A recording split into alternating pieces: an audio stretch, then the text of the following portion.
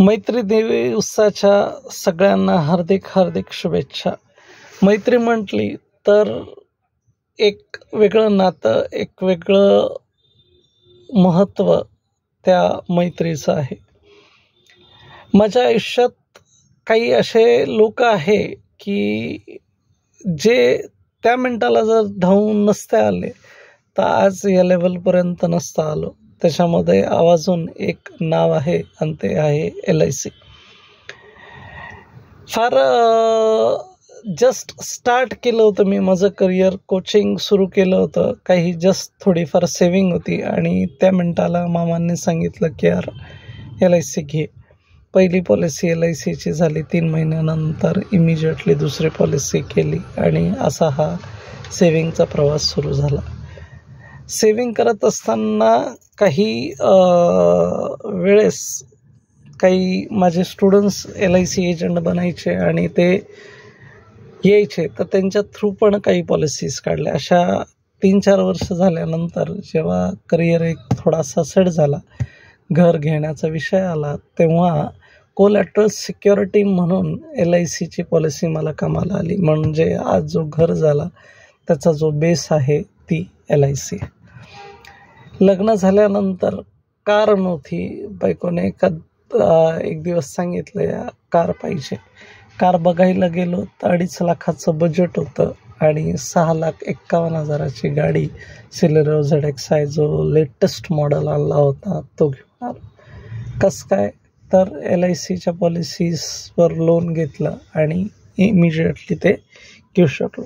LICचं लोनची स्पेशालिटी अशी आहे का जसं तुम्ही अमाऊंट घेतात, म्हणजे लोन घेतात, तुम्ही तुमच्या हिशोबाने तो तुम्ही परतफेड करू शकतात. इमिजिएट तुम्ही केलंच पाहिजे असं नाही, फक्त व्याज भरलं तरी चालतं. आणि एक स्पेसिफिक जसं जसं तुमची ॲडजस्टमेंट असेल तसं तसं तुम्ही ते पे करू शकतात. तर घर आणि गाडी दोघं झाले. कधी मधी जर थोडीशी अडचण आली, कोविडचा काही सिनेरिओ होता, त्या मिनिटालाही हातभार LICने लावला होता. म्हणजे घर बसून आम्ही होतो, इन्कम स्टॉप झाला होता, तर LICने कमिशनच्या रूपात 50,000 रुपये आम्हाला दिले. नंतर ते आमच्या कमिशनमधनं कट केले, पण 25,000चे असे 2 टप्पे कोविडच्या सिनेरिओमध्ये त्यांनी आम्हाला दिले. That was something very very very great. हा झाला LIC. आणि आज LIC म्हटलं तर एवढं टेन्शन येत नाही. काही राहिलं तरी मॅनेज होऊन जाईल असं एक हमखास खंबीर आधार LICने मला दिला आहे.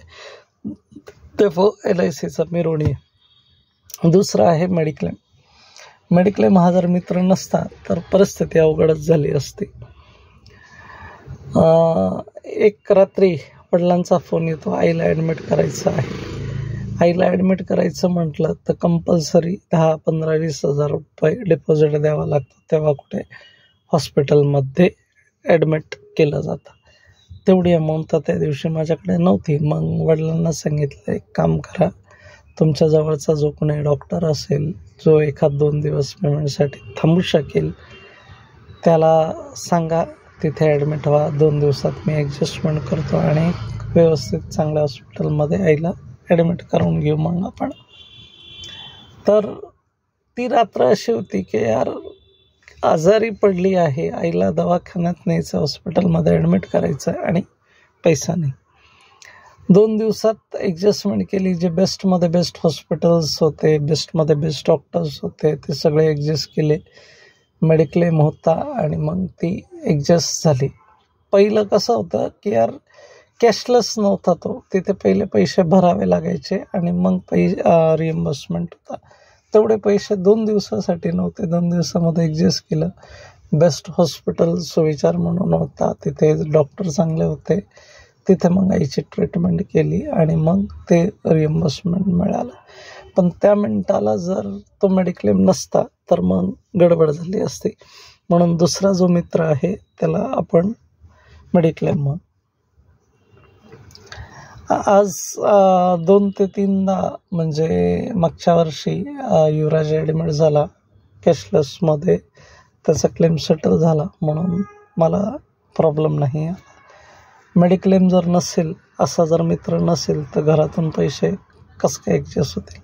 फार वर्षांपूर्वी वडील ॲडमिट होते.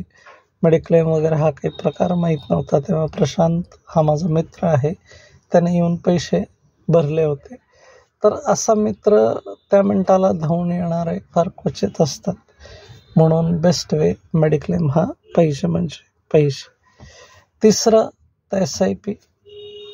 SIP म्हटलं तर कंपल्सरी सेविंग, लिक्विडिटी, रिटर्न जबरदस्त. SIP केलीच पाहिजे. SIPमध्येही ज्या मिनिटाला मला थोडीशी अमाऊंटची गरज होती, त्या मिनिटाला तिथूनही प्रॉफिटमध्ये मी विड्रॉ केले. तर फर्स्ट ऑफ ऑल तिघांचं धन्यवाद की यार तिघं माझ्या आयुष्यामध्ये त्या मिनिटाला आले आणि फायनान्शियल क्रंच जो होता तो माझा दूर झाला.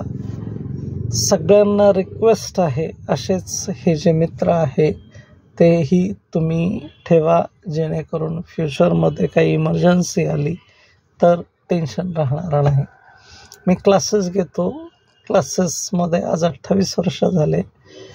क्लासेस म्हणजे मी 11वीत जेव्हा आलो होतो तेव्हा 6 मित्र माझे होते. 6 मित्र म्हणजे 6 विषय.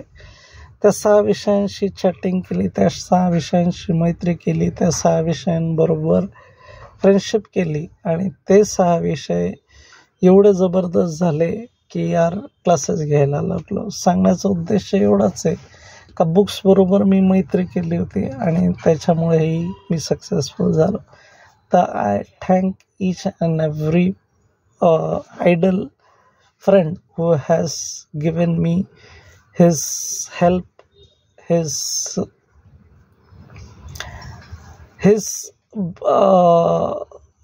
म्हणजे फार माझ्या म्हणजे पाठीशी होते काही, म्हणून मी इथपर्यंत हा प्रवास करू शकलो. तर thank you to all my beloved friends. Take care.